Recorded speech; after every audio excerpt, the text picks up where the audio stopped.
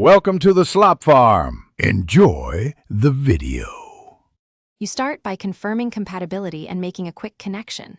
Open the companion app on your phone and enable Bluetooth or Wi-Fi. This is how files move. Once done, charge the watch above 30% to avoid interruptions. You should also pick or create a wallpaper in the watch's exact resolution so it won't crop oddly. Make sure the app has permission to access photos. Without it, the transfer will fail. Now you're ready to pick the image you'll transfer. You now design and send the wallpaper. In the app, crop to the watch resolution and keep a small margin so text and hands aren't blocked. Use the built-in editor to position and scale. This prevents unintended zooming on the watch. Once satisfied, choose Upload or Sync and watch the progress bar. Don't close the app or move out of Bluetooth range. Transfers can pause. After the app confirms, check the watch face preview to ensure alignment before you finalize.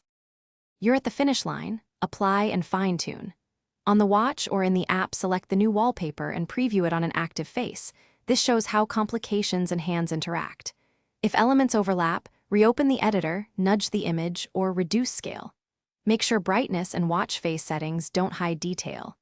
If anything goes wrong, restart both devices, reauthorize photo permissions, and retry the sync. Intermittent Bluetooth issues usually fix with a quick reset.